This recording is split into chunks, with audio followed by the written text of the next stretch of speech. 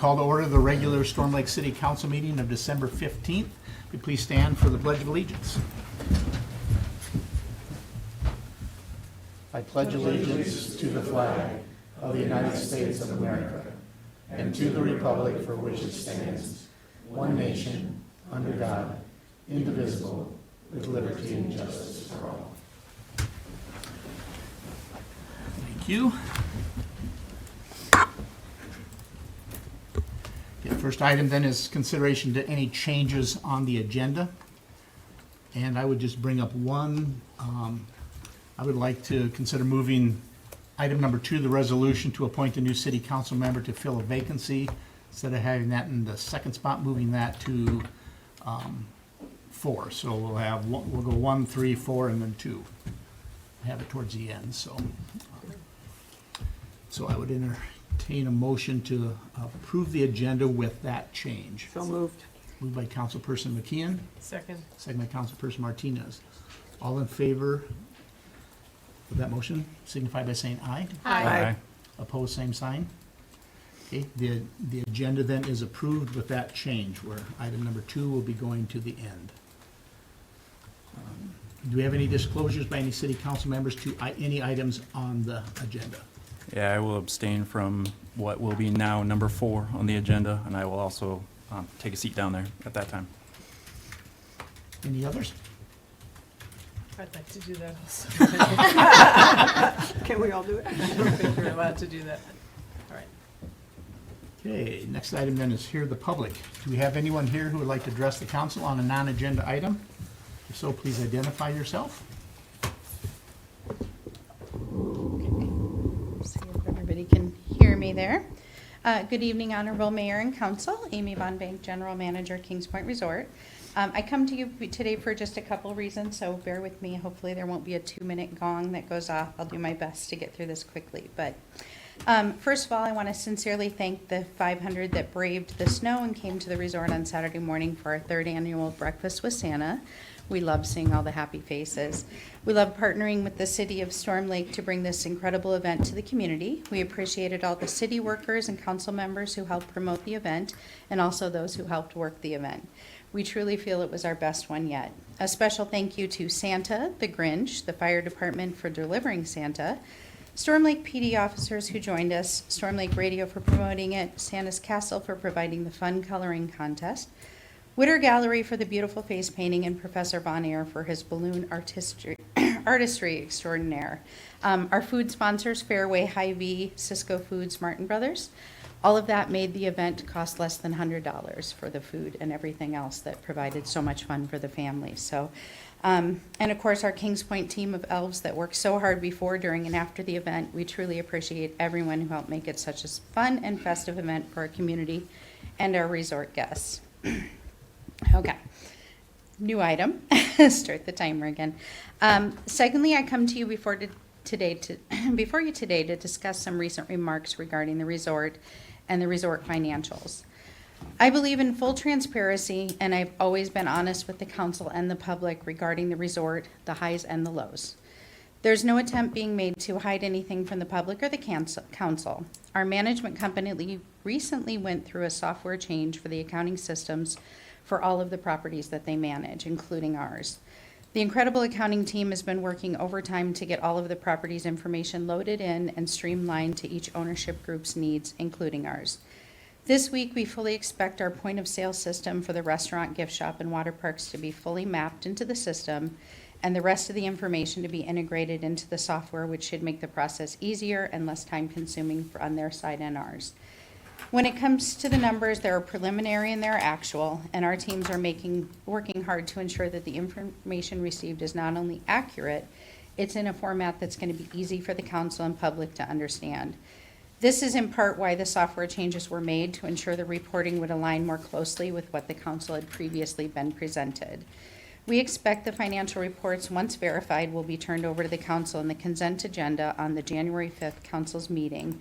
At that time, it'll be Q1 of fiscal year 2026, and Q2 of fiscal year 2026 will be in the first meeting of February 2026. So we'll have those to you. Okay, lastly, this one's kind of a personal, but definitely just because it's such a passion. I understand there may be a few people in the community who feel that they could do things differently on how things are done at the resort. I remember coming in 5 years ago with 30-plus years of award-winning experience in the hotel industry and thinking I would be able to change everything overnight. I quickly learned that I had a lot to learn, but I have learned a lot in the last 5 years. Obviously, we have an older building, and we have a small community, and where it's a lot of competition for the great employees that live in this community, and a lot of regional competition for our business as well. So one of our biggest challenges, though, isn't any of those things.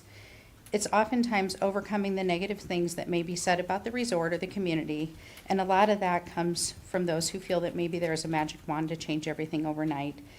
And of course, we know that we can't do that without investing time, money to make the repairs, upgrades, and of course, to pay the wages of the hardworking team members that they deserve. While, of course, providing a quality stay in a reasonable enough place to attract visitors. It's a balancing act that we navigate each and every day. My team and I are very proud of our resort. We're not perfect, nor do we claim to be, but we show up, and we progressively improve the resort, the guest experience, and the community impressions, not just in Storm Lake, but throughout a 4-state area. We have had potential people say that they don't want to move here because of things that they may have heard when they're coming here to interview. And that hurts us. We've also had people cancel reservations because of things they've heard, and that hurts us as well. Our community needs tourism, and what we do brings a lot of people to the area, not just for the water parks or golf, but for year-round travel. When the water park closed for renovations, many downtown businesses also suffered, and many thought they may not even survive the winter and spring. Other hotels have also had a decrease in occupancy then, because not everybody stays with us, but they do stay at other hotels too, which benefits our community, and the hotel motel tax, which benefits as well. When looking at the financials of the resort, you also have to look at the impact that the resort has on the community, from being one of the largest employers in Storm Lake, the payroll produced, the purchases made in the community of the resort, and all of the people who may come to our community and spend their money supporting local businesses in our tax base. There is a much bigger picture than just the resort when it comes to our financials. If we speak badly about the resort, it impacts many other businesses, not just ours, and it impacts the money that those employers and employees have to spend in our community too. I come before the council and the community today to ask everyone to continue to work with Storm Lake Pride and promote the resort, the community, and the lake, and all of the great businesses and people who call this area home. And for those not afraid of hard work, long hours, and big challenges, we're always hiring and looking for people willing to go the extra mile to ensure that Storm Lake continues to grow in popularity for leisure and business travel, and also people looking to move to the community.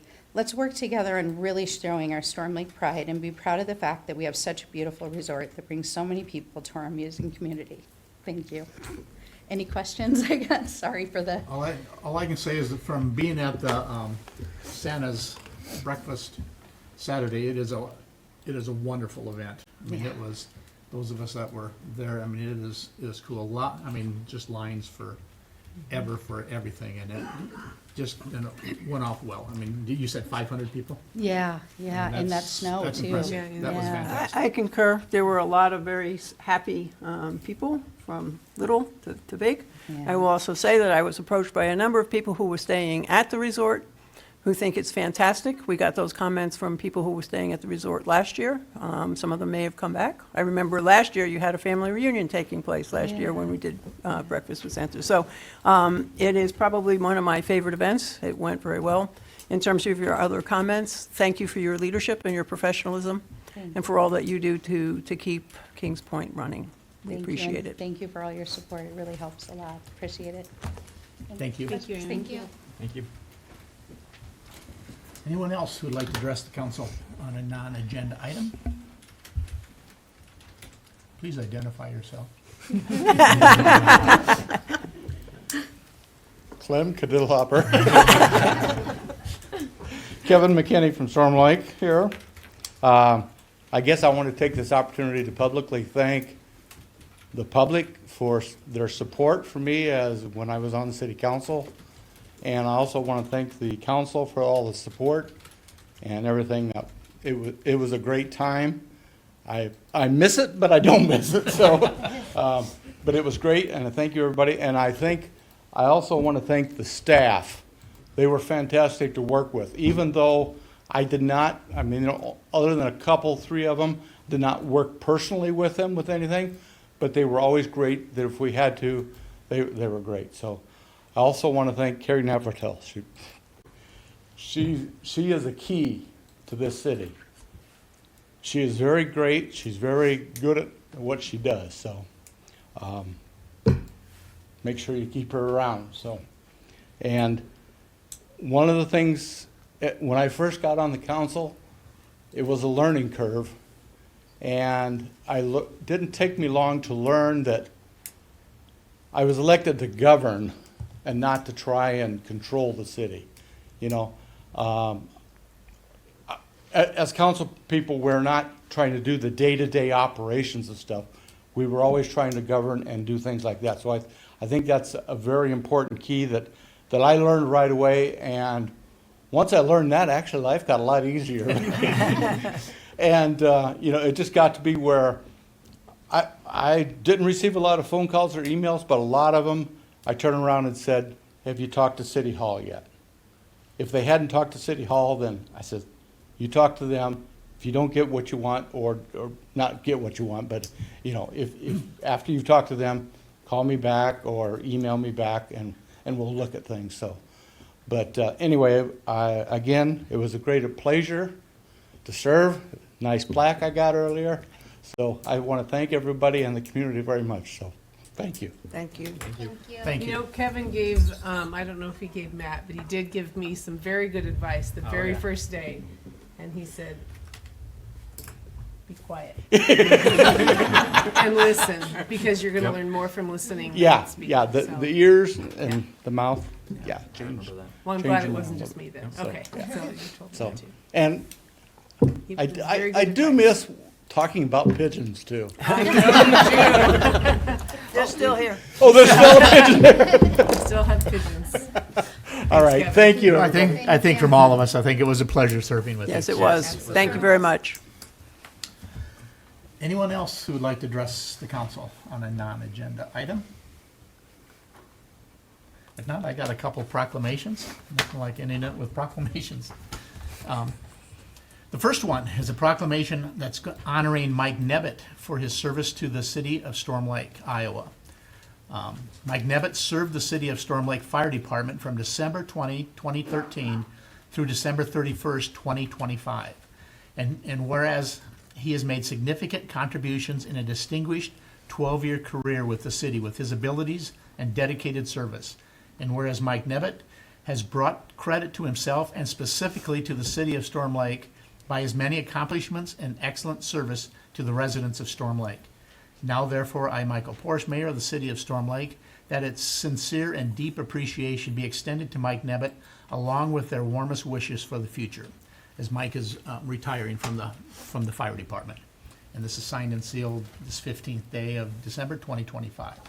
I don't see Mike here today, but he has this great service to the community as a firefighter. The service they do for our community is untold, and we appreciate every single one of the firefighters in the years that they have put in. So thank you to Mike on that. The next one, speaking of firefighters, the next one is a proclamation honoring firefighter Daniel Ramirez for outstanding volunteerism to the city of Storm Lake, Iowa.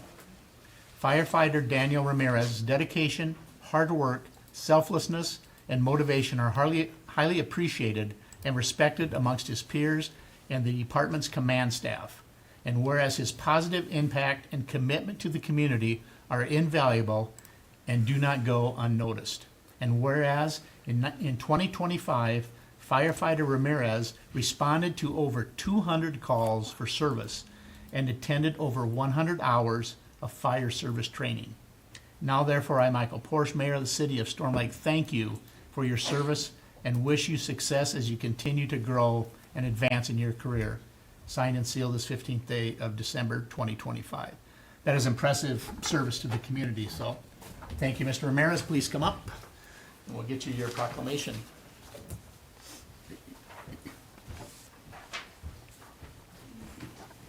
Thank you very, very much for your service.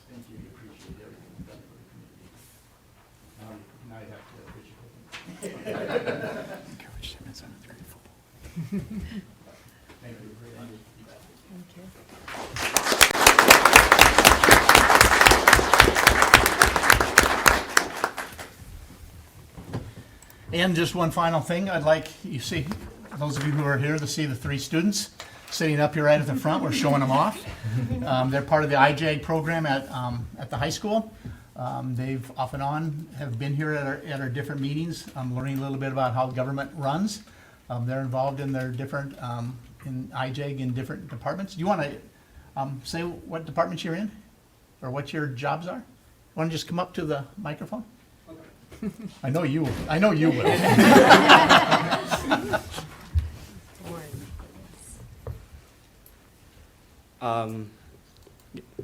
Hello again. My name is Eden Etsy. I am the current Vice President of Civic Engagement for our IJAG Career Association. I do plan to run next year, and so you'll see me a lot next year as well. And so, thank you. Thank you.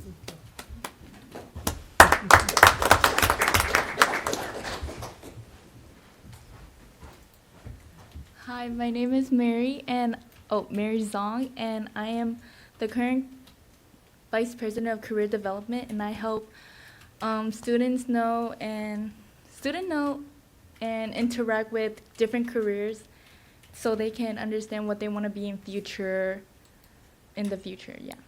Thank you. Thank you. Thank you.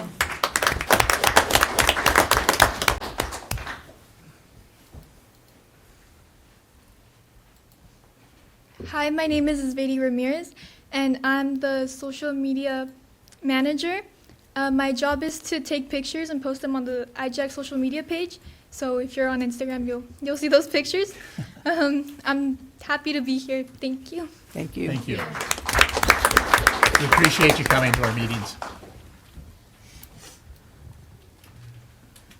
Okay, with that, we'll move on to the consent agenda. Do you have any questions or comments on the consent agenda, council? Hearing none, then I'd entertain a motion to approve the consent agenda. So moved. Moved by Councilperson Ramos. Second. Ty. Second by Councilperson Rickliffs. All in favor of the motion signify by saying aye. Aye. Opposed, same sign. That will carry. Now we'll move on to the Iowa Lakes Corridor membership request. Ms. Navratil. Thank you, Honorable Mayor and Council. We have Kurt Strauss, the President and CEO of the Iowa Lakes Corridor Development Corporation, along with staff, all of his staff here. A couple of them, yeah. A couple of them. Yep. Well, thanks, City Manager Navratil. Good evening, Honorable Mayor and City Council. It's good to be back again. And yeah, I just wanted again, my name is Kurt Strauss, President and CEO of the Iowa Lakes Corridor. And Trevor just handed out our 2024 annual report. You should have seen that already, probably a couple of different times. But we will be delivering our 2025 annual report of activities at our business recognition luncheon, which we'll get extended invitation to all of you to attend, which will be held on January 28th. So we're actually meeting tomorrow as the team to kind of start putting that together, the pieces, and we're really excited to get that thing out and delivered here in just a short couple of weeks. Just a real high-level overview of the organization as a reminder. Again, our mission is to foster, encourage, promote, aid, or otherwise assist in the economic growth and development of our four-county region, which consists of Clay, Emmett, Dickinson, and right here in Buena Vista County. And I just want to start off tonight and just sincerely say thank you for your partnership over the years. It predates me a number of years, and it's been a strong collaboration. Appreciate your support over time. I do want to introduce Trevor Smith, our Senior Vice President of Economic Development, along with Joanne Fallon, sitting right here in the back, who's our Business Retention and Workforce Partnership Coordinator. Alyssa Peterson, you all know Alyssa, who's our Coordinator of Administration and Communication, just recently had her baby a couple of weeks ago, right before Thanksgiving, so she's currently on maternity leave. But she doesn't stray too far. If you know Alyssa, she likes to be engaged in what's going on day to day in the office, and so Alyssa is probably listening remotely, honestly. And then and Jenny Dykema, who's our new part-time office coordinator, who's been an outstanding addition to our team and started back in in July. So I also wanted to give talk about the collaboration piece. I want to give a huge shout out because everything we do is in clear partnership. And City Manager Navitral, thank you for your support and partnership, along with Lee Dudfield, the development specialist for the city of Storm Lake. Everything we do, and Joanne would speak to it, she probably works with Lee the closest with the business retention expansion visits. Everything we do is in close partnership, and we appreciate that. And along with Storm Lake United, with Laura Hanks, it's been a great relationship too as we've evolved over the last 12 months specifically there. So thanks to those. And I want to introduce, so we have a 16-member board of directors we're governed by, and 4 from right here in Buena Vista County. I just want to introduce them. Nate Whitmack from Renco is our current chair out of Sioux Rapids. Council member Matt Rickliffs is on our current board of directors. Catherine Coda, right back there from BVU, great partner of ours. And Walter DeBach here from Tyson Turkey right here in Storm Lake. Is a great partner. And I just want to give, I know Mayor Porsche, this is your last council meeting as serving as mayor. I want to say congratulations to you, but also want to say thank you for your service to the Corridor Board. I think 6 years in total. So I appreciate your support over the past. So just a couple of quick updates. You know, we try to get in here 2 to 3 times a year just to kind of keep everybody up to date on what's going on with our activities. So I want to just give a couple of just updates since the last time we were in. And we're going to just kind of kick off a new initiative that we're going to be doing in 2026, kind of give you a sneak peek on what that looks like. And then we'll certainly answer any questions that you have. So thanks to all those who participated in helping us celebrate Manufacturing Month during the month of October. As you know, manufacturing sector is the 3rd largest workforce sector for us right here in the state of Iowa. Actually, right here in the corridor, our 4-county region has 6,500 people that are actually employed in the manufacturing sector. So it's a very large sector here. In manufacturing across the state of Iowa employs about 220,000 people. So if you think about that from an impact standpoint. And then from a GDP standpoint, about $44.5 billion of state GDP comes from the manufacturing sector, which is approximately 17% of the total GDP right here in our state. So we recognize Manufacturing Month primarily because of the importance of our existing industry and manufacturing that is already existing here, and those relationships that are part of that. So we toured four companies across the 4 counties we serve, and right here in BV County this year we were excited to visit Platinum Crush between here and the city of Alta. And you know, we always talk about 80% of community growth comes from those existing businesses and companies that are already invested in our communities. Well, Platinum Crush is that 20% window that we don't get to talk about as much, right? And we talk about what that impact is. You know, $365 million in capital investment right here in Buena Vista County, the creation of 60 brand new jobs, and they just finished up their 2nd harvest season. And so I know a few of you were there to attend that tour. It is very impressive operation. Their leadership squad there is outstanding. And just to know that that's right here in our backyard is good to see. So again, that was fun to see that and see what that impact from some of those companies are right here in our backyard.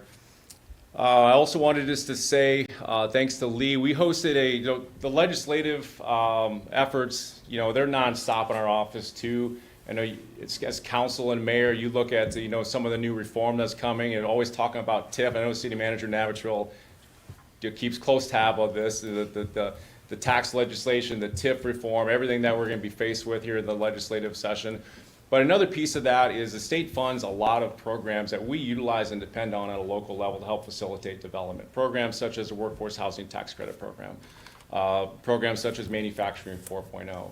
And Lee Dudfield participated with us this year. We were able to host it in Spencer, which is kind of the regional hotspot for us, where we bring in all of our area legislators to be in attendance. We bring in area developers.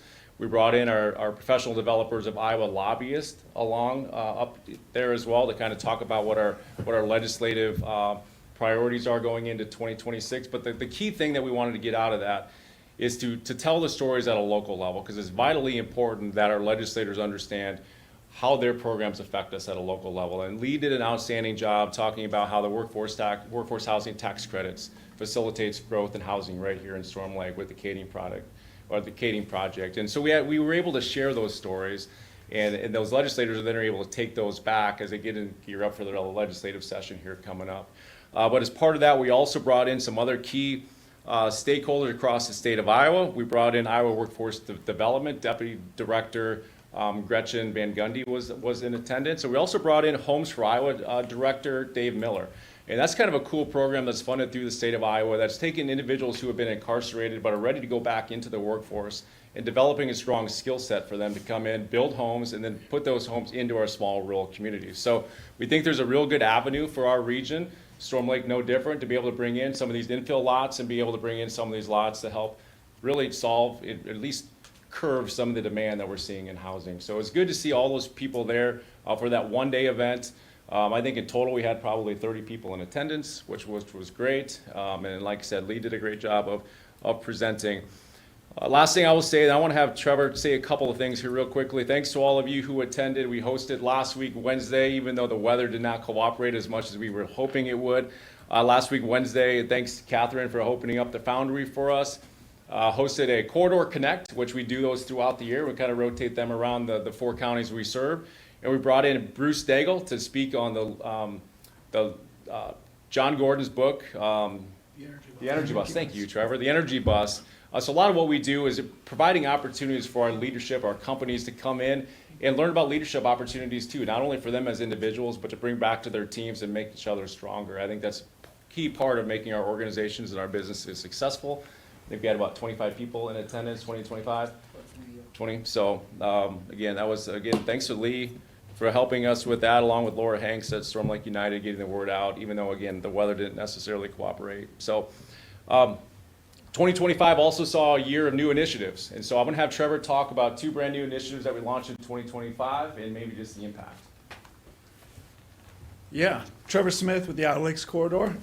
So first one I want to talk to you guys about was the Homegrown Talent Initiative, which we've discussed multiple times here at the council meetings. But what it is a $6,000 grant paid over 4 years for young individuals who graduated from a local high school here in the Corridor region, left and then came back. They can use that for student loan debt repayment, mortgage loan reimbursement. This year can now use it for rent assistance as well, along with childcare expenses, which are 3 of the biggest barriers for young families looking to move into an area. And, talking about the business retention and expansion efforts, our businesses are telling us that workforce is a key priority for them, a top issue. And so coming up with different initiatives and programs for that has been a priority for us.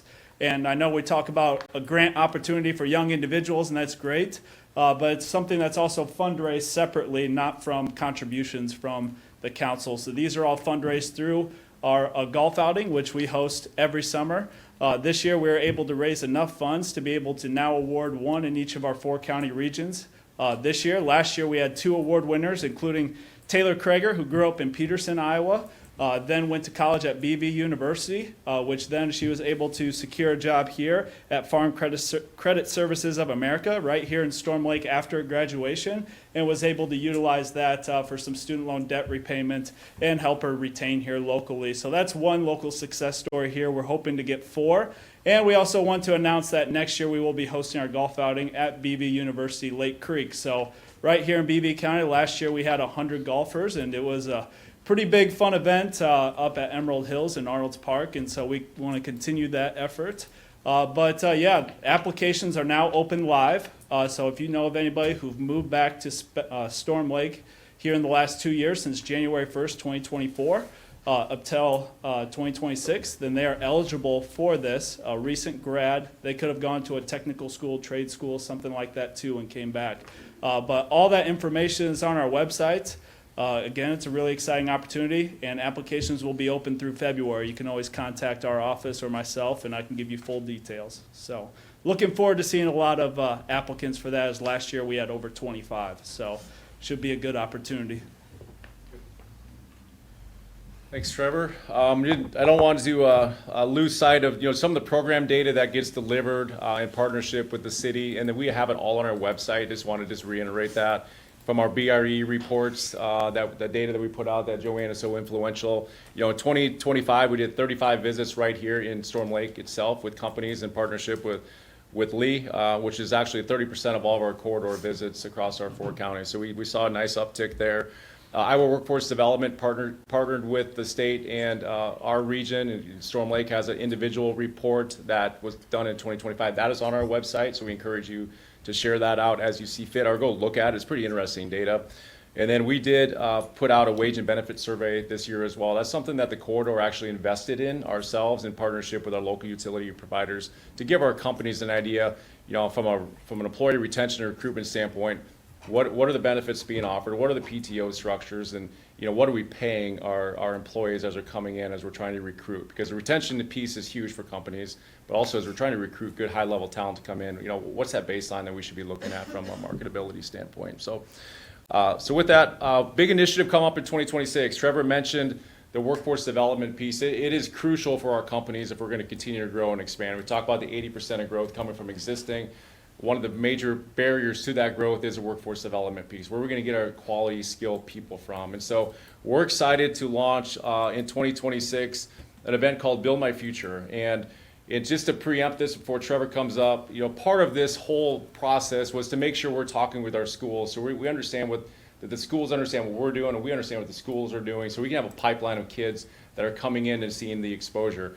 We were able to meet with Superintendent Dr. Cole right here with the Storm Lake School District, along with Patty Lansink, who represents Storm Lake St. Mary's. We met with them each individually, pitched this to them, see what their mindset was, if they would be willing to partner with us, and they're 100% on board. In fact, we met with all 12 schools across the region, and all 12 are locked and loaded on this thing, because I think it's going to be a nice, powerful movement for the workforce development piece for our region. So with that, I'm going to have Trevor talk about Build My Future, maybe what that looks like.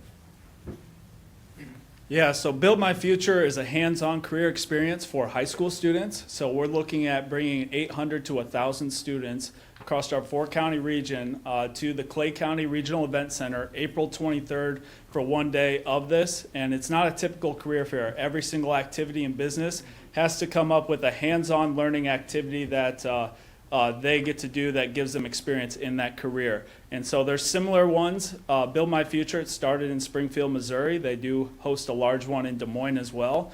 And a lot of our schools here in Northwest Iowa do attend the one in Des Moines, which is great, but also those Des Moines businesses and area schools try to recruit our kids to those businesses, where we want to retain them here locally, here in Northwest Iowa, showcase all the opportunities that are available. And so we wanted to do a regional event up here in Northwest Iowa, which hasn't been done before on the regional scale. And so April 23rd, again, we're going to be bringing in over 50 vendors looking at Build My Future. Started as in the construction and trade industry. What we're looking for is any type of job that you do with your hands. So it's for students who maybe don't go on the traditional 4-year university professional career path. So anything in the trades, healthcare, such as surgical tech programs and things like that. So we'll have all of those available there for the kids to experience. And we think it'll also be a direct career pathway for them to go from high school to a local community college or college to get that degree, certification, trade school, something along those lines, and get right into the career workforce. Talking to our schools, 20 to 40% of our high school seniors don't go off to a traditional 4-year university. So they either go right into the workforce, go to a 2-year college, or go right into a certificate type program and go work from there. So we want to help try to capture some of that, retain them here locally, because the talent that we keep here locally end up staying for the long term compared to trying to bring them in from other cities or parts of the state, because after a few years, then they end up trying to go home. And so that's been a priority for us. So we're super excited about it. Going to be a big undertaking for the corridor, but we got a great team and some local partnership here that are on that committee to help make it happen. So really excited about this new endeavor here in 2026. Well, it's definitely not going to fail because Lee's on board. So Lee's driving that ship for us, right? So, no, that's going to be a fun one. Again, the workforce development piece, it's a long play, right? We can't snap our fingers and make this pipeline work. But between the Homegrown Talent Initiative, of awarding those scholarships, getting those kids out there speaking on their story is going to be huge. And then, long term with this Build My Future, we feel confident that we'll be able to create a pipeline of kids to be able to experience all those opportunities here locally, and hopefully we can keep them here. So that's going to be something to look forward to, and there'll be a lot more details coming out on that. So with that, in closing, I just want to extend a personal invitation to January 28th will be our annual business recognition event, and that'll be at the Clay County Regional Event Center from 11:30 to 1:30. If you haven't received a personal invitation yet, it is coming, and we'll shoot you an email. Make sure you get RSVP'd. And then And then we do have 4 awards that will be given out as well. So just something to keep in mind. If you know of any business or individual who may qualify for this, that might be a solid application. The application window is open through the end of this week. So we'll be giving out a Small Business Excellence Award, which will be for a business of 30 employees or less. A Large Business Excellence Award, which will be for 30 employees or more. An Entrepreneur of the Year, so it's a brand new entrepreneur that maybe started up a new business, or maybe an entrepreneur that's been in business for a while that would maybe be somebody good to recognize. And then a Young Professional of the Year would be another category that we'll be recognizing at the recognition luncheon. So again, that is on the 28th of January. So with that, I just want to say thank you again for your partnership. We appreciate it. It's a pleasure to work day in, day out, and having great people like Lee and City Manager Navatrell, and having representation from the council, whether it was Mayor Portion and before our council person Rick Liffs. Thank you for your contributions too, and we look forward to being an economic development partner now looking ahead in 2026. So happy to answer any questions, but appreciate you allowing us to take 10 minutes of your busy council agenda tonight, or more. It probably was more. We always think we're shorter than what we actually are, but. Have any questions for him? Are you getting any inquiries for businesses coming into this area, like manufacturing? So we do, yeah, no, absolutely. And for an example, like the Platinum Crush project, that was a lead through Iowa Economic Development Authority. So a lot of the larger site selection projects, they're usually facilitated through IEDA and then up through the regional level. So we get some of those. I think last year we had 2 or 3 of them, and some of those are pretty particular as far as, there's specific requirements on sites and utilities. But we do get inquiries too of people looking, whether it's looking for existing buildings or looking for ground to potentially open up and invest in the region. So yeah, I think the business climate right now is probably as good as it's been since pre-COVID. I think interest rates are coming down a little bit, which is helping. Development costs are coming down a little bit, which is also helping. And I think people are getting a little more hungry to be active. So. And one of the things I remember Joe saying today too, I don't know where we were at, we were talking about, some of the warn notices from companies even shutting down, and because, they were tight. And, we looked at the Northwest Iowa corner, and you want to speak to that really quickly? Right, so, I think Lee was at the same conference, I think. Joe? We'll need you up at the microphone. We want to have you on tape. I just wanted to get Joe on the record tonight. That's right. We want her on record that she actually is here. She's actually here. She's present. No, so I was at the Siouxland Workforce Conference with Iowa State Extension, and they put a map up of the state of Iowa, and they were talking about the layoffs and stuff that our manufacturers and businesses had been experiencing. And I know Lee probably can speak to this as well, but the northwest corner of Iowa, there was nothing up there as far as layoffs. So if there were any layoffs, they would have fallen below the 25 employee count. But the rest of the state of Iowa was really impacted with that. So we were pretty proud to be from Northwest Iowa. Thanks, Joe. I think that's your question. Yeah. Then my other question would be, are you seeking out businesses? I mean, that's kind of hard to do, but I don't know if there's a site we can go to or just. Yeah, that's part of what we do, the recruitment and retention piece. And, economic development right now is probably a little different than what it was maybe 10, 15, even 20 years ago, where, primarily it was recruitment. That was the primary pursuit of economic development, was finding new companies to come in. Now, with the 80% growth rate of companies already existing, and a lot of them wanting to grow and expand, a good percentage of them, and that BRE report, I don't know if you've seen that, but it would be a good one for you to see. It kind of highlights the companies that are already here that are looking to grow and expand in the next 3 to 5 years. It's a pretty large percentage, but you'll see what their top barriers to that growth are, from childcare to housing to workforce availability. And so, to be able to harbor that 80% of growth that's coming here right now, we have to be able to together tackle what some of those hurdles are. And so that's a lot of what our focus, but in saying that, being a primary focus of ours, yes, the recruitment piece is active, and a specific example of that, I know it's not right here in Buena Vista County, but in Clay County, they just built a spec building, a 30,000 square foot spec building, specific to help try to recruit new industry and business in. So I think you have to be in the game of everything. You have to retain, but you have to be available for development, and shovel-ready lots is huge. Available buildings is another piece, and we do have a real estate page on our website So if there's any available buildings here in Buena Vista County and Storm Lake, we work with Lee and Carrie on that to make sure we have all that real estate listed on there. Anything from price point to square footage, utility availability, utility load opportunity, I mean, all of it's right there. So if we do get inquiries, we're able to, just really quickly, to send a link and it'll show them that site, so. Yeah, I checked out that site Yeah, good. yesterday. Yeah. I just forgot what the question was. I just, like, over the years of economic development, like you said, it's changed so much. Yeah. It's good to see that you branch out and look like it to the students, to find people that come back and start their own business and try to be successful in their own businesses, because they already have roots in the community.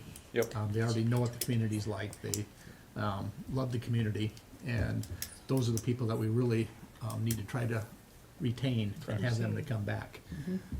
And projects like you're talking about, I think, are, you know, back in the old days, that's not typical economic is not. development. No. But it is what economic development is now. It's keeping the people that we have, get them to grow, and have our students go out to school, learn a trade or profession, whatever the case may be, and hopefully bring them back. Yeah. And then just to your point, Mayor, I mean, not only that, but then making your communities viable in a quality of life standpoint from the amenities, such as Kings Point, having those available, I think are huge from a recruitment standpoint. The trail development, you know, all of the stuff that families need and want, and to be able to move to communities are a prime driver right now in economic development. So it just, the model has changed. You know, in my mind, a lot of economic development too is people working from their homes now, and they Yeah. can do that whether or not you're living in Des Moines or if you're living in Storm Lake. Right. And it's nice to be able to have a community where people want to come and live in your community, and then they can do their jobs Right, somewhere, somewhere else and still be able to live here. So absolutely. there are just so many things that economic development is, and I appreciate everything that you guys Yeah. do to see the big picture. Yep, on that. absolutely. Yeah, and like I said, you got a rock star in Lee, and he's a pleasure to work with, so. You know, we had some big businesses lose buildings this year due to the storm of this year. Yep. And to see them building back is very hopeful. DaVita Dialysis Center is one of the big, I mean, it's not a very large business, but Right. it provides an enormous service to our a very large area, all the way up almost to Spencer, very wide area. Right. So I appreciate any work you did to keep them Yeah. here. It means a lot to Yep, people, so. absolutely, yep, for sure. How do you estimate your funding request? Is it per capita or? Yeah, so it's per capita, and Mayor, you can probably remember back when the city of Storm Lake, or maybe city manager in Navajo, that was before my time, but it is a per capita as far as a population base and It's how it's based on number of heads. number of heads. so. Is like Newell, BV County, Alta, all those involved in this? Alta is, BV County is, yeah, all of our 4 counties are funding partners. Majority of our large, Sioux Rapids is as well. And Sioux Rapids, we've been, yeah, I mean, yes, to answer your question, yep, they all are. Mhm. I just looked up your 990 form. And I looked at the final figure and I thought, man, you're doing better than the city of Storm Lake. We could be We got- borrowing money from you. Yeah. Any other questions? So what happens with all that money that you have in your assets? So, things like, well, for example, the wage and benefit survey that we conducted, that was a $22,000 expense that we conducted on behalf of the businesses, and a report that we put out at no cost to them. This Build My Future event, we estimate that's gonna be potentially a $30,000 cash call to be able to facilitate that at the highest level possible. You know, because we cover such a large area, and we are becoming so engaged in so many aspects of economic development. Jenny Dykema is a new part-time staffer for us. She's a staffer, so we can cover more area, more territory, to be engaged in what's going on at a local level too. So we have a strategic plan. I'm not sure, I know we certainly can share that with you too, so you can kind of see what some of our goals and priorities are. Councilmember Rickliffs can certainly share some of those priorities from a board standpoint, as can Mayor Porish, who's been engaged for quite some time too. So I feel like we're in a good opportunity, because you need resources to be effective, and I feel like we have not only an awesome team, we have resources to be able to be engaged in the game and set ourselves apart. So I feel like that's an opportunity that we're not restricted by. So. And with our commitment to the corridor, you're not only helping the major manufacturers, you're helping Right. many of the businesses down Main Street. Right. If they want wage information, they can Yep. get wage information. If they want different information and don't know where to get it, it's a valuable resource Right. for those. So the money per capita is actually per capita. It helps everybody, whether or not they're actual member of the court or not. Our membership helps them be part of the court. Absolutely, yeah. I just gotta ask a lot of questions. You know so what, the mayor new has council, an easy new time. councilman, yeah, I would do the same thing, so I appreciate the due diligence, I don't want absolutely. his last meeting to go easy. I mean, He's ready to go, he's ready to head down south, so yeah, you gotta make it a little rough on We gotta him. get out of here before the plane leaves. So, All right, thank you, gentlemen. yeah, absolutely. And Thank you. Joanne, Yep, thank you. Yep. Appreciate it. Thank you. Merry Thank you. Christmas. You guys. You bet.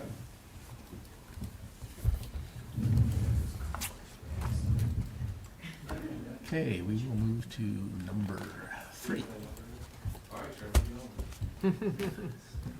Then is ordinance number 5-0-2025-2026, amending the zoning code of the city of Storm Lake, Iowa, Title 9, Title 6, Chapter 6-1, Article 10, pertaining to signs within the corporate limits of Storm Lake, Iowa. This is the second of 3 readings. Mr. Dutfield, we've heard Guys, your you name moved- talked about all. You all moved this evening. up because you love the sign stuff so much, right? That's I right. got bumped up. Exactly. Right. Thank I you. wanted to make sure it was on the agenda on my last council meeting. Honorable Mayor, it's been a privilege and pleasure serving with you. Thank you. Well, thank you. Honorable Mayor and Council, you may be familiar with this ordinance that's before you. As a recap, the ad hoc signage committee, downtown signage committee was put together at the request of council. Was made up of community members, businesses, who gave their input onto what changes we needed, not only just for the downtown district, but for our sign ordinance. We looked into other ordinance or other sign programs, see how those worked, what felt best and worked best for the city of Storm Lake. Those recommendations were put together and in the new sign ordinance. That was then sent to planning and zoning. They made a couple changes. That was approved back in November. And then it was presented to you, so. We have any questions for Mr. Dutfield? That haven't been answered over, over the many Over the many, many, sessions? many discussions? No. Hearing none, then I'd entertain a motion to approve ordinance number 5-0-2025-2026, amending the zoning code of the city of Storm Lake, Iowa, Title 6, Chapter 6-1, Article 10, pertaining to signs within the corporate limits of Storm Lake. And this is the second of 3 readings. So moved. Moved by Councilperson Ramos, Second. second by Councilperson Martinez. This will be a roll call vote, so Councilperson Ramos. Aye. Councilperson Martinez. Aye. Councilperson Rickliffs. Aye. Councilperson McKeon. Aye. Councilperson Piercy. Aye. That will carry. Thank you.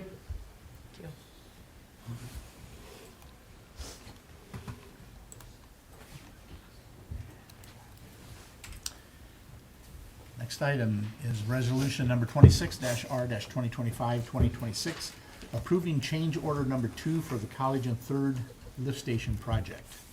Mr. Darragon. Honorable Mayor and Council, this is change order number 2 for the College and Third Lift Station project. Essentially, this was an unforeseen BVU sanitary sewer service, which during excavation, it became known to us. It was not in any of our maps prior to that. To solve the issue with this, the sewer service was rerouted to an existing manhole, which is just north. And this rerouting allowed during that time for the sewer service to remain active during construction, and it will remain following the completion of the project. The dollar amount of that change is $8,700, changing the contract price to $1,455,315. If you have any questions about the details, Ari Hoekstra with ISG is online. And as I'm gonna answer Councilor McKeon's question right away. This is not the last change order on this project. Do you have any questions for Mr. Darragon? Yeah, I do. I guess it wouldn't be for you, it'd be more for the ISG guy, because you wouldn't know this kind of stuff. How do you know? Well, I see that the two manholes on, when I'm looking at this drawing, and they're the gray diamonds with the white circles in the middle. And this line came out of BBU and went over and hooked into the line in the street. So I'm assuming when this was engineered that nobody questioned why there was a second manhole north of the intersection. I didn't know if the engineer could answer that or not. I mean, to me, that's a red flag. When I worked in the plumbing industry and we'd see something like that, we'd question why in this street, which was newer, why there'd be another manhole north of there before we assumed that there was nothing on it, that we could just eliminate it. I think Gary's online. Yeah. Yeah. Did you hear the question, Ari? Star six. Star 6 to unmute. Yeah, he's still. No. he's not.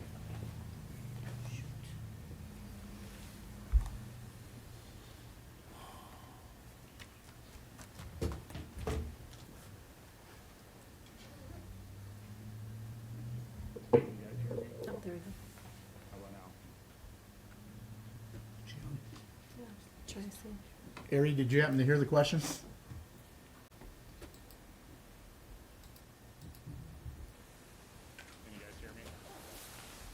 think he's trying to.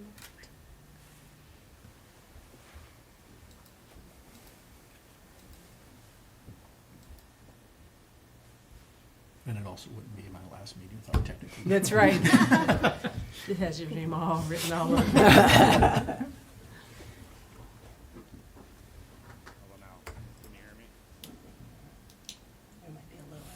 Go ahead.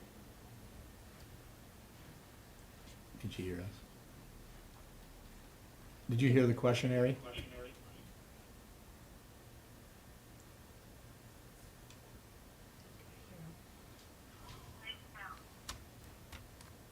We can hear you now.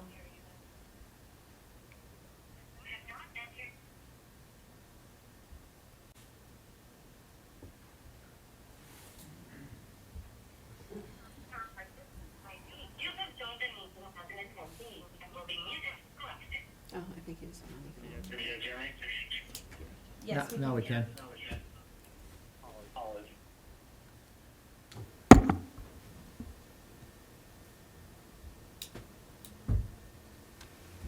Well, now we can.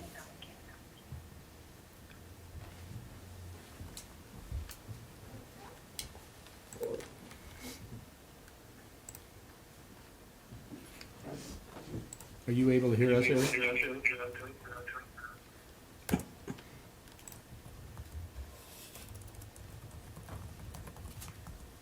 Can you hear me? Can you hear me?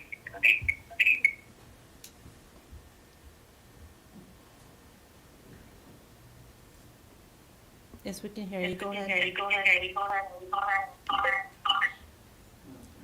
So to answer your question, Counselor, the manhole that I believe you're referencing just north of the first manhole is likely there because there's the intersection of two sanitary mains. The one main running north along College Avenue and the other main running west on the north side of 3rd Street. So was this line, you eliminated that line going north from the manhole that was kind of in the center of College Street? You eliminated the manhole to the north. That would have been the last manhole north of that intersection. Is that correct? Correct. That's correct. That manhole is the last manhole prior to the existing lift station because of the new lift station being constructed. Both of those mains are intercepted in other locations and rerouted to the proposed lift station. Right. I was wondering why somebody didn't question why that second manhole or that manhole to the north of the first manhole, why that was, somebody didn't question why that was there, because I see that as a red flag when I look at something. It's like, well, why is there a second manhole if there's nothing on it? Well, the manhole is there because the intersection of those two mains is the likely reason. upstream of that manhole.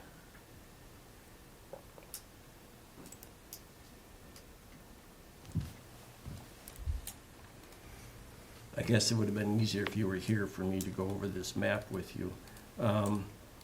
Now, this line, I'm seeing there's a picture on this site that you must have provided, and I'm assuming that's coming out of a cement wall? The image is the 6-inch service going through the ground. There's a trench box that's sitting just above it.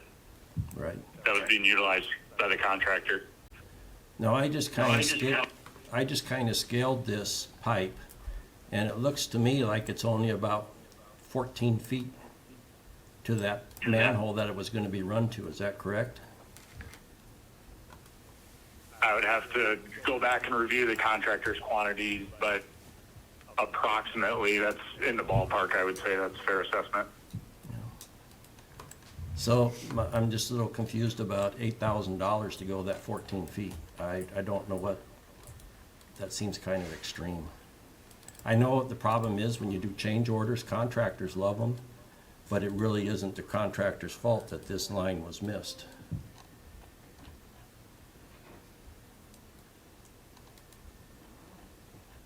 So I guess I just have a problem with this and the fact that getting charged $8,000 to go 14 feet. And I wish somebody would have ran a camera up that from one manhole to the next to see, they would have saw that line coming across there before the project was set up.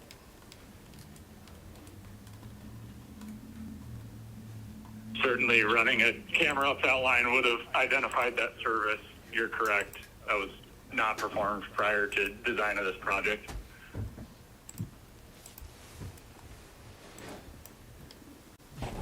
What's this line service out of the college? Because the plastic line, it wouldn't have been there before that building was built in around 81, 82.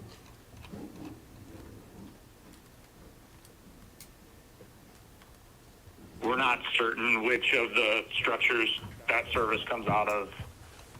There's several along that side of the BVU property. You can see from the plan, I think there's 3 or 4 that are all routed to different locations along the city infrastructure. Yeah, I see that. Now, is this affecting the change order that we have before us right now? What? No, I'm just asking because of the cost for doing this change order right here. But we have, but the issue is change order. That's what we're being asked to make a determination on. So are you asking because you don't want to approve the amount of the change order? Correct. Then we go for a vote. Okay. Any other comments on?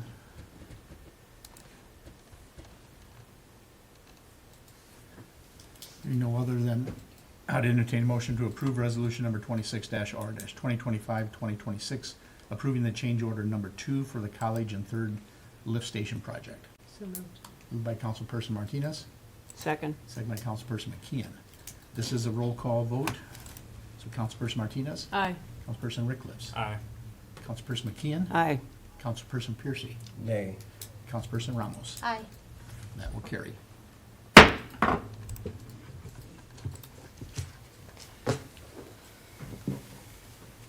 Okay.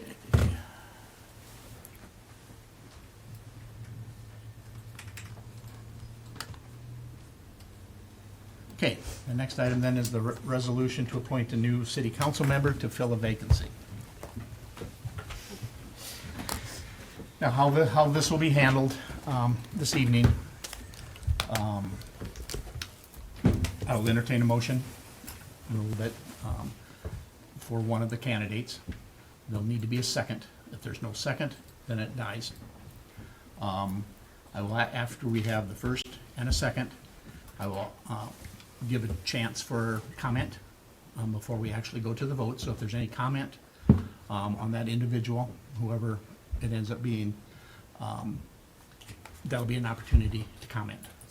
And then when the comments are done, it will be a roll call vote, and we will start the roll call vote with whoever made the motion. Okay? And candidates will need, in order to be approved for the appointment, will need 3 votes, 3 of the 4. And we will go until we get somebody with 3 votes. If we have to go through everybody once, we'll have if that happens, we'll have a discussion. If there's any discussion to have, then we'll move on and go through the process again, until we get someone with 3 votes. Any questions on that? Makes for an interesting item on the agenda. Okay. With that being said, then I would entertain a motion. I make a motion to replace Meg McKeon's position with Matt Radcliffe's. Okay. So this motion is Matt Radcliffe's as the appointment. Is there a second? Second. Seconded by Councilperson McKeon. Is there any discussion? Sure. Sure. I think all of the candidates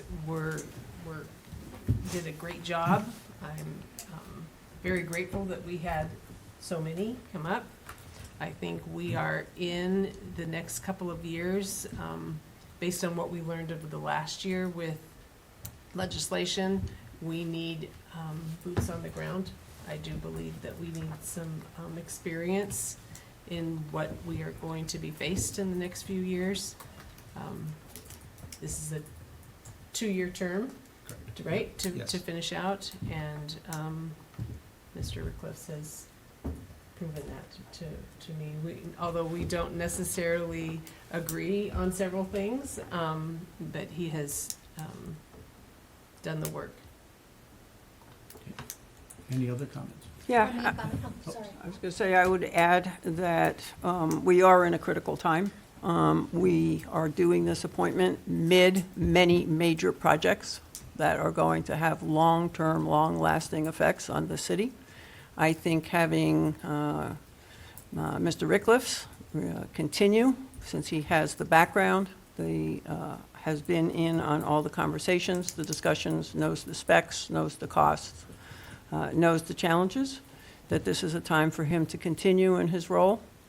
I do also appreciate the other candidates who are coming forward. But I think that it's important to have a council person who looks at many issues and does not come onto the council with just 1 or 2 primary issues that they're concerned about, but understands that we have broad levels of responsibility to our community that are going to, like I said, have lasting effects. And I appreciate Mr. Radcliffe's knowledge, experience, and commitment to see those projects through. Councilperson Ramos, did you have a comment? Yes, I just want to say again, thank you to each one of you for stepping up. This says a lot about you. I want you to know that it was a very hard decision. I think that each of you bring really good qualities, and I think you guys will do great. And I hope to see you in the ballot in 2027. Don't let this discourage you. Again, it was a really hard decision, and I want to thank each one of you. Any further comment? Okay, then I'll call the vote, then Councilperson Martinez. Aye. Councilperson McKeon. Aye. Councilperson Piercy. Aye. Councilperson Ramos. Aye. That will carry as a unanimous decision. So Councilperson Radcliffe's will be appointed as the council member to fill the vacancy. So thank you, council. Thank you.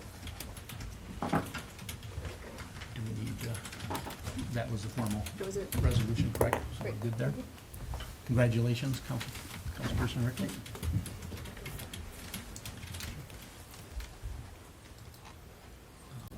With that, then I guess we get to go on. Is there any council, city council requested items for future work sessions? I would like to, I would like to look at our nuisance ordinances a little bit as far as how we are going to enforce those. Because I'd like to see it, it doesn't have to be within the next meeting or two, but I would like to get that looked at before spring comes. Well, probably, I mean, I'm, won't be here, but it probably will be in, not till March. Yeah. Would be my guess, because there's gonna be, Yeah. budget budget's work gonna take quite a sessions bit of time. for the next couple months, probably, so. Is there anybody in agreement with Councilperson Piercy's thoughts? Yeah, I would say we should look at Okay. it. Have that, written down for, work session sometime in, I was just looking March. March to, discuss the nuisance ordinances and, enforcement. Is that what you're looking at, Councilperson? Yeah. Honorable Mayor and Council, just so that I'm clear, it's Storm Lake nuisance ordinances. Yeah, storm Yeah, lake. just Storm Lake Yeah. ordinances, yeah. Not so much looking over the ordinances, but how we enforce them. Okay. And before any work session, I mean, you'll have plenty of time, but if anybody has any information they would like to have at that meeting, ask, Mayor McKeon at that point in time, or, Ms. Navratil, so that that information can be already in your hands before that meeting, so that work sessions work a lot better if you have the information already, instead of getting to the work session and then asking for the information, and then end up having to have another work session to go through it. So if you have any specific information that you want, I would suggest asking beforehand, so we can get that information out to everybody. And before we get into budgeting, I would also like to look at the truck routes as far as signage and stuff. So that's something else, if we're gonna have budgets, so you have to consider the cost of signs. I would like to have us take a serious look at that. Would they have time for signs on bus, for truck routes? Good. Like Because budget starts when? January 5th. Yeah. But I mean, Now. we're looking at maybe spring to discuss it because of budgeting, but Honorable Mayor and Council. So you're looking for that on a work session in Yeah. spring? Okay. I So- think we can probably do that, or could be assumptions. I shouldn't be making. We'll bring you back. I'm sure We'll they'll probably find, do. they'll Okay, work and March try to and find April. a date for that. So Honorable Mayor and Council, on the truck routes, are we just looking signage, or what are we, well, I'm looking I mean, mostly at what do I need to have signage and enforcement of something, so. like all? Okay. But that's gonna require, We already have truck routes in our ordinances. I mean, it's in 9:12 and 9, I want to say. So it's just a matter of getting the signage. Okay. I may have future questions for future clarification, closer to the date. Okay? Anything else? Hearing none, then I would entertain a motion to adjourn. So moved. Moved by Councilperson Ramos, What happens if we don't? And then you just have to. Yeah, that's true. That's true. well, you'll have to sit here with me. Second. Second by Councilperson Rickliffs. All in favor of the motion signify by saying aye. Aye. Opposed, same sign. We're adjourned.